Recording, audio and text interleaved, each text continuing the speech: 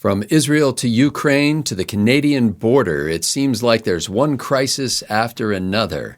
And some people, even those who are supportive of Donald Trump's agenda, seem to be getting quaking knees and moist pants. Hi, I'm Scott Ott with Bill Whittle and Stephen Green, and this episode of Right Angles brought to you by the members at BillWhittle.com.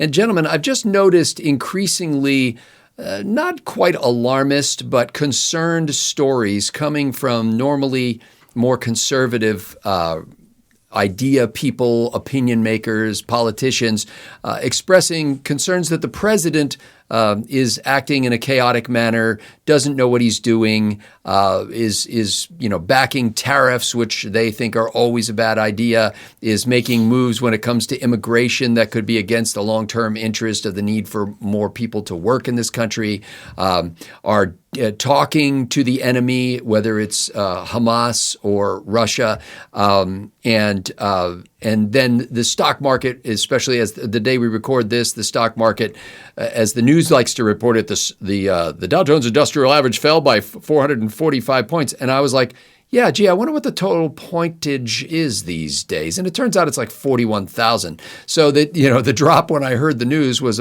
like 1%. Stephen Green, I think that there are some people who expect that within 6 weeks of a new administration, not only are you going to get all of the inputs that a president intends to do, the initiatives, the actions, but you also should expect instant results. Is there anything that we can do to calm the pitter-patter of little hearts who are already getting a little weak when they see right now that, oh my goodness, what's going to happen to the economy? Are we going to be in World War III? What's going to happen to immigration? Yeah, the problem here is that, as it turns out, that movie from about 20 years ago that everybody loved so much wasn't fiction, and I'm talking about The Eternal Sunshine of the Spotless Mind. Everybody seems to have undergone a memory wipe from Donald Trump's first term of office, Trump 45, 2017, 2021. And we talked about this on the backstage, but I need to, for our members, but I need to repeat this here for a broader audience, is that Trump does not behave the way presidents typically behave. He is both a businessman and a reality TV show host who performs best, or at least most, in public. This is a part of what he does.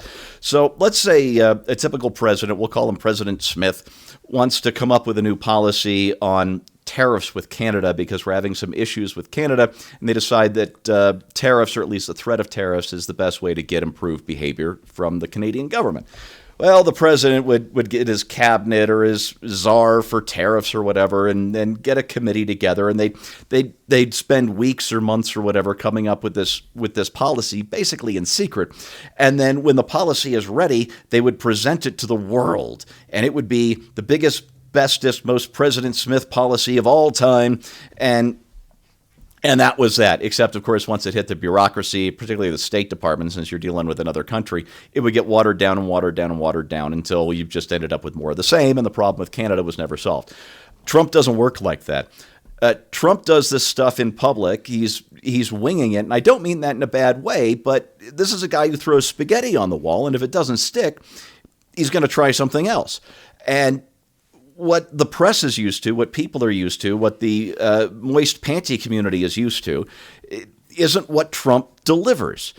And I hoped that since we'd seen all this for 4 years previously, we would come into it with Trump 47 with some understanding that this is his process. It's public. It's messy.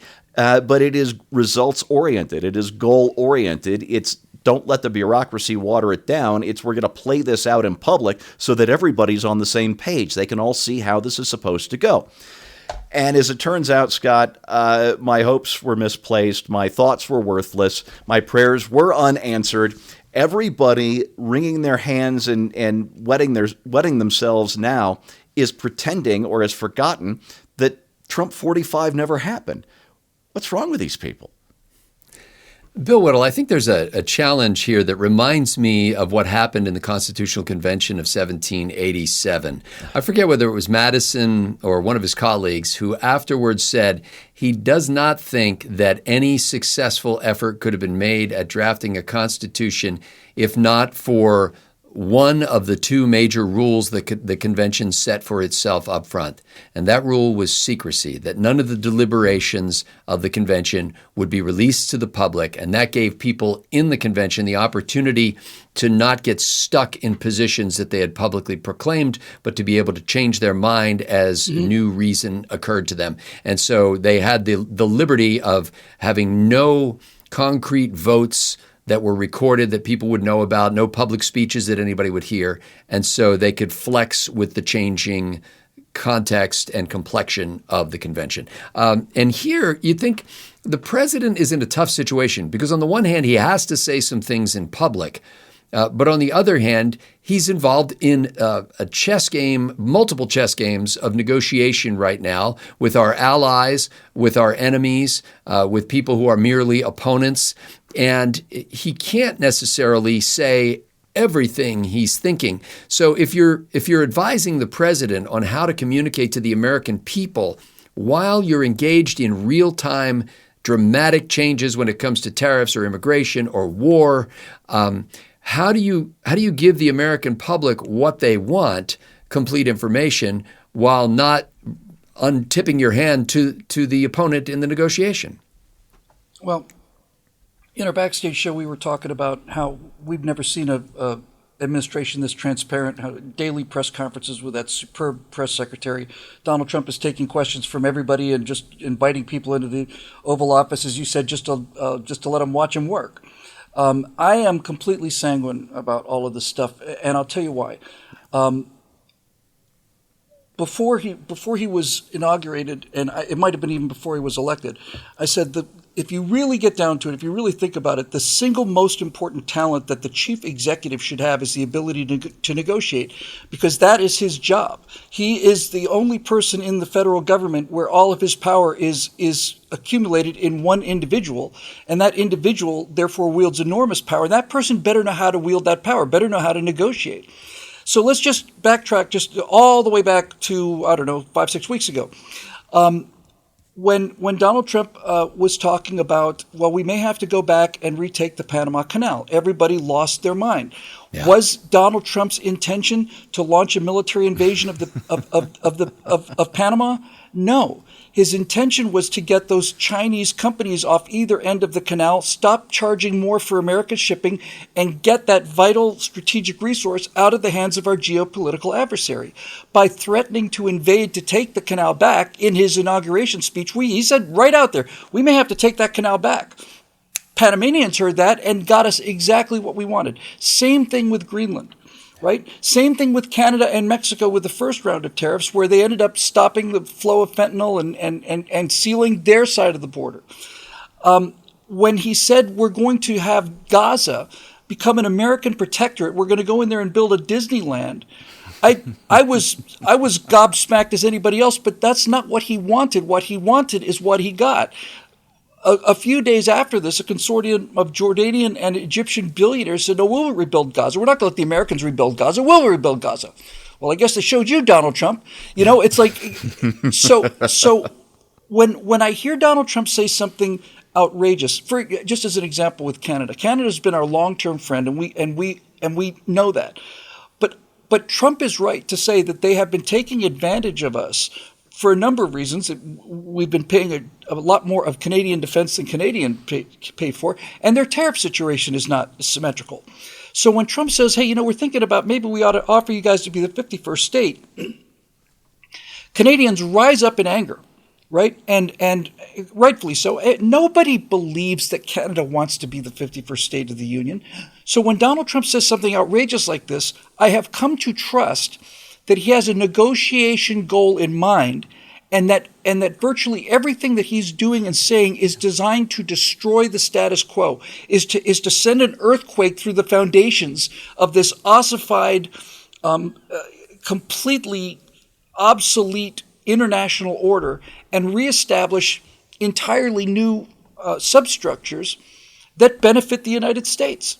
So I'm not the slightest bit worried about this. I'm not one of those people that is wringing my hands or clutching my pearls anymore. I might have been in the beginning, but the objectives that he was negotiating for came true so fast that I realized, no, we really are in the hands of a genius here. Now, I'm not saying that Donald Trump is a political genius, but he is a negotiating genius. And once he got into executive authority on behalf of the United States of America, I haven't got the slightest criticism of anything that he's done, and I feel that the country is in very safe hands. So if he says the next thing, remember our friend Frank Fleming, if he says that America's goal during the next 2 years will be to nuke the moon, right? Our entire objective is to launch a full-scale nuclear attack on the moon. If he says that, then I'm going to believe that he's got a good reason for saying so. And I'm just going to sit still with that and start the popcorn.